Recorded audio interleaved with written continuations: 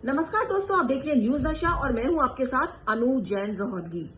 UP में जिस तरह के सिनेरियो सामने आ रहे हैं उससे साफ लगता है कि आगामी विधानसभा चुनावों को जीतना बीजेपी के लिए कोई आसान काम नहीं होगा।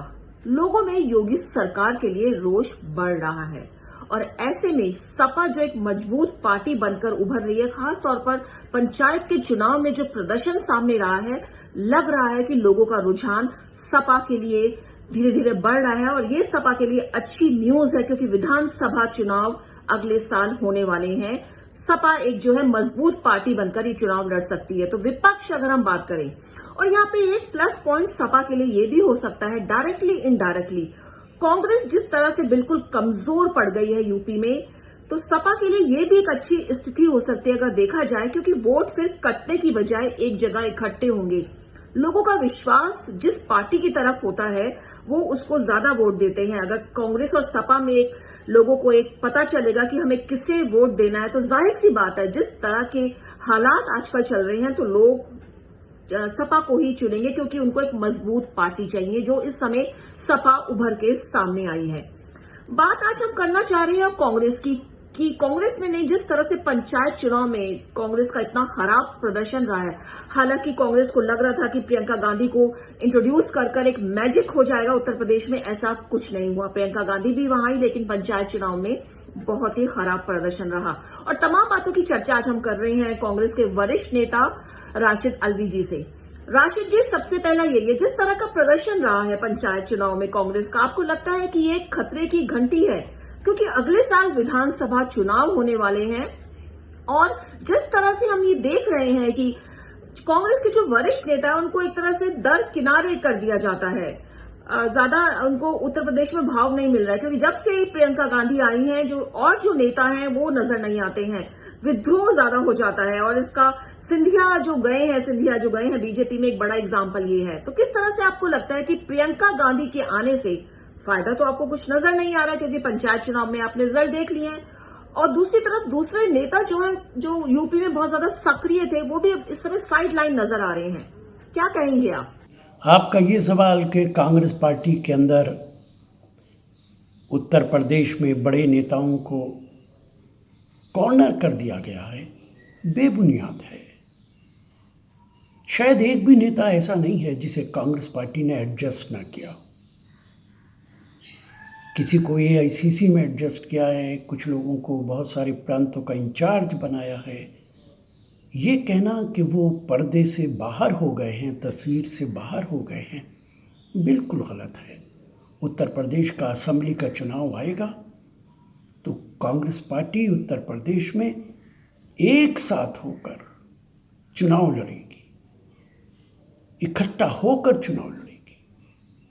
और जिस तरीके के आज उत्तर प्रदेश के अंदर हालात हैं, उसमें भारतीय जनता पार्टी को हराने का काम करेगी। निश्चित तौर से फैसला जनता के हाथों में होता है, लेकिन मुझे ये लगता है कि अब भारतीय जनता पार्टी के जाने का समय आ गया है। जितना संविधान के साथ, लोकतंत्र के साथ बीजेपी की सरकारों ने खिलवाड़ किया है, दुनिया के अंदर जितनी बेइज्जती की है, आज दुनिया का हर बड़ा अखबार मोदी साहब के खिलाफ लिख रहा है। योगी चाहते हैं कि बड़े अखबारों में उनका नाम छपे, लेकिन एडवर्टीजमेंट के नाम पे छपवाते हैं और प्रोपेगेंडा करते हैं कि टाइम्स ने उनका नाम छापा है, उनके बारे में खबर छापी है और अच्छाई की है। तो बिल्कुल दरकिनार से राशिद अल्वी जी ने इस जो क्वेश्चन है इसको कहा है कि गलत है, ये ऐसा नहीं है। सबको सम्मान दिया जाता है, अलग अलग जगहों पर जो है फिक्स किया जाता है नेताओं को, लेकिन जो सिनारियो है यूपी का अगर हम देखें तो विद्रोह तो वहां पे होता ही रहता है। और सिंधिया इसका एक बहुत बड़ा एग्जाम्पल है। जैसे ही प्रियंका गांधी को इंट्रोड्यूस किया गया यूपी में, एक कमान जो है प्रियंका गांधी को सौंपी गई थी, एक कमान ज्योतिरादित्य सिंधिया को सौंपी गई थी, और उसके तुरंत बाद ही, थोड़े समय बाद ही सिंधिया जो है बीजेपी में शामिल हो गए। तो कहीं ना कहीं फर्क तो पड़ता है। ये अलग बात है कि कांग्रेस के जो नेता हैं इसको देखना नहीं चाहते हैं। सर, एक क्वेश्चन और उठता है, जो पंचायत चुनाव हुए हैं, खतरे की घड़ी बीजेपी के लिए भी है, क्योंकि सपा ने बहुत अच्छी तरह से वहां पे मुकाबला किया और सबसे नंबर 1 पार्टी बनकर उभरी है, तो खतरे की घंटी बीजेपी के लिए। लेकिन कांग्रेस, जिसका बिल्कुल सफाया ही हो गया है, और प्रियंका गांधी के आने के बाद जो आपको लग रहा था कि अच्छी परफॉर्मेंस होगी पंचायत चुनाव से, ऐसा कुछ नहीं लग रहा है। पंचायत चुनाव के रिजल्ट्स क्या आपको लगते हैं प्रियंका गांधी को आगे भी विधानसभा चुनाव में की बागडोर दी जाएगी और फिर से उनको मौका दिया जाएगा कि यूपी में कुछ वो करिश्माई करके दिखाएं, कुछ मैजिक करके दिखाएं प्रियंका गांधी?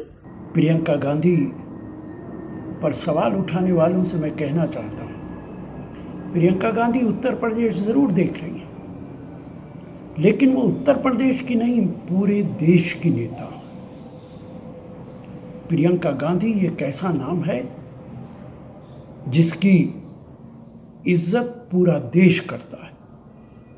वो सिर्फ कांग्रेस पार्टी का भविष्य नहीं है, वो भारत का भविष्य है।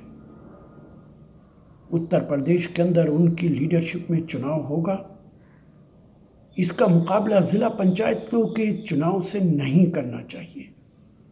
राजनीतिक दलों की अहमियत इस चुनाव के अंदर बहुत कम होती है। इसमें उम्मीदवार की हैसियत ज़्यादा होती है। इसलिए असेंबली के चुनाव का मुकाबला इन चुनावों से नहीं किया जा सकता है। उत्तर प्रदेश के अंदर योगी सरकार नाकाम सरकार है। पिछले 4 साल के अंदर कोई एक काम योगी सरकार ने ऐसा नहीं किया है जिसकी तारीफ की जा सके। बिल्कुल ऐसा लगता है कि उत्तर प्रदेश में लोकतंत्र नाम की कोई चीज़ नहीं रह गई है, डिक्टेटरशिप है। ऑक्सीजन की कोई कमी के बारे में बोलेगा गिरफ्तार हो जाएगा, किसी को भी देशद्रोही बता दिया जाएगा, उनके पोस्टर कोर्ट के निर्देश के खिलाफ दीवारों पे लगा दिए जाएंगे, अस्पतालों में जगह नहीं मिलेगी, ऑक्सीजन नहीं मिलेगी, जो डाटा दिए जाएंगे उन पे भरोसा नहीं किया जा सकता। उत्तर प्रदेश के इन छोटे चुनावों ने, पंचायती चुनाव ने उत्तर प्रदेश को तबाह कर दिया है और आने वाले असेंबली के चुनाव के अंदर निश्चित तौर से भारतीय जनता पार्टी के जाने का वक्त आ पहुंचा है।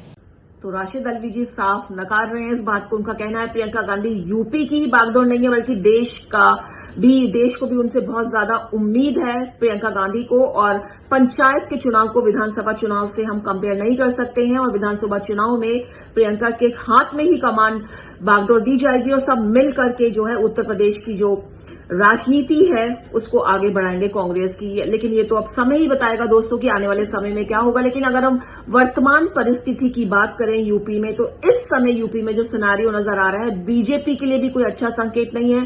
कांग्रेस तो पहले ही साफ हो चुकी है।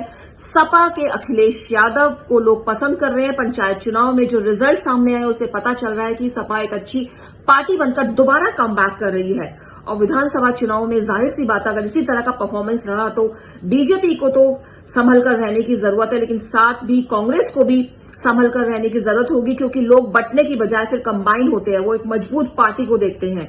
तो अगर वो बीजेपी को वोट नहीं देंगे तो जाहिर तौर पे वो सपा की तरफ रुख करेंगे। तो ऐसे में बीजेपी को भी संभलना है और कांग्रेस को भी संभल कर चलना पड़ेगा।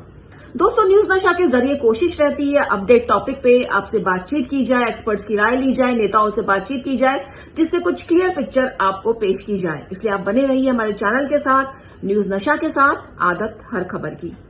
और आप हमसे जुड़े रहने के लिए सब्सक्राइब करें YouTube पर, फॉलो करें Twitter पर और लाइक करें Facebook पर। और ज्यादा जानकारी के लिए न्यूज नशा की वेबसाइट पर जाएं। आपको टाइप करना होगा सिर्फ न्यूज नशा।